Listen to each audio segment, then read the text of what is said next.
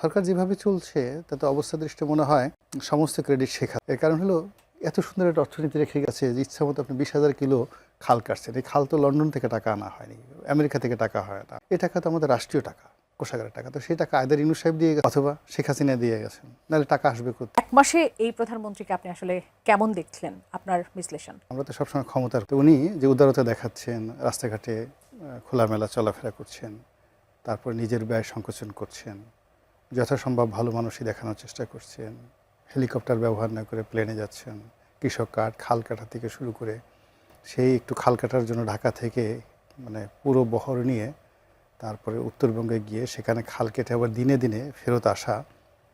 He is now 62 years old.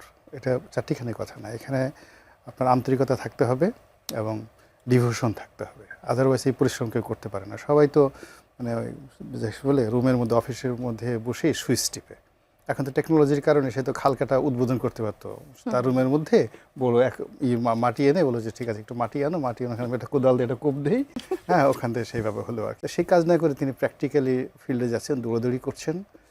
তো এই একটা মাস সব মানুষ, তো আমি তার সম্পর্কে এখন পর্যন্ত হতাশ হওয়ার মতো কিছু দেখিনি, হতাশ হওয়ার মতো কিছু শুনিনি।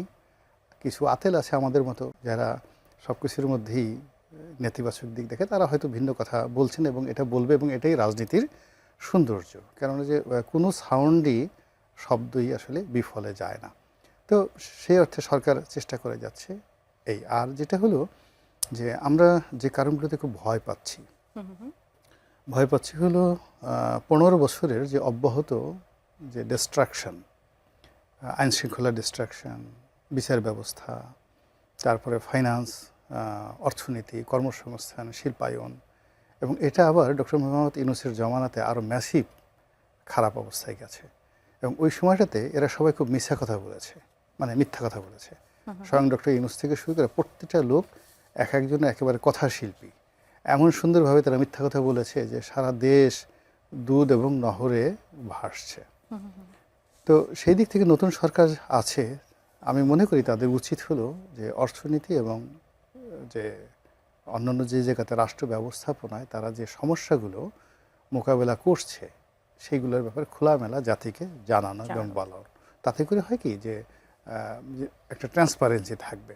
কিন্তু এখন সরকার যেভাবে চলছে তাতে অবস্থা দৃষ্টে মনে হয় সমস্ত ক্রেডিট শেখ হাসিনা। এর কারণ হলো এত সুন্দর একটা অর্থনীতি রেখে গেছে যে ইচ্ছা মতো আপনি 20,000 কিলো খাল কাটছেন। এই খাল তো লন্ডন থেকে টাকা আনা হয়নি, আমেরিকা থেকে টাকা হয় না। এই টাকা তো আমাদের রাষ্ট্রীয় টাকা, কোষাগারের টাকা। তো সেই টাকা আয়দার ইউনূস সাহেব দিয়ে গেছে অথবা শেখ হাসিনা দিয়ে গেছেন, নাহলে টাকা আসবে কোথায়? এত কৃষক কার্ড দেওয়া হচ্ছে, এত ফ্যামিলি কার্ড দেওয়া হচ্ছে, মানে 50 লাখ লোককে প্রতি মাসে 2,500 টাকা করে দেওয়া রাষ্ট্রীয় ভাণ্ডার থেকে। রাষ্ট্রে যদি টাকা না থাকে, টাকা তো মানে যাকে বলা হয় কোত্থেকে আসবে? অর্থাৎ অর্থনীতির দিক থেকে আমরা নানা মানে ভয়ের কথা বলছিলাম এর আগে, যে সামনে হয়তোবা দুর্দিন আসছে, সামনে হয়তোবা 4 কোটি মানুষ বা 6 কোটি মানুষ, মানে এই কথাগুলো আয়দার মিথ্যা এগুলো কথা। কি আসলে এখন মূল ব্যাপার হলো এটা সরকারকে প্রমাণ করতে হবে, বলতে হবে। মানে এই কথাগুলো যদি মিথ্যা কথা হয় তাহলে আলটিমেটলি সবাই বলবে যে না, ইউনূস সাহেবই ভালো ছিল বা শেখ হাসিনাই ভালো ছিল।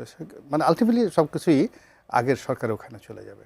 তা আমার কাছে যেটা মনে হচ্ছে যে সরকার যদি ট্যাক্টফুল হতো তাহলে খরচের খাতের তুলনায় যদি আয়ের খাতটা প্রথম কয়েকটা মাস দেখাতো বেশি আয় করতে হবে, এই সমস্যা আছে, এই সমস্যা আছে, তারপরে ধীরে ধীরে আস্তে আস্তে ছাড়লে মানুষ খুশি হতো যে আমি কাজ করতে চাই, কিন্তু আগের সরকার সব ফুকলা করে গেছে, আগের সরকার সব নিয়ে গেছে, তাহলে এগুলো অনেকটা ডিপ্লোম্যাটিক হতো।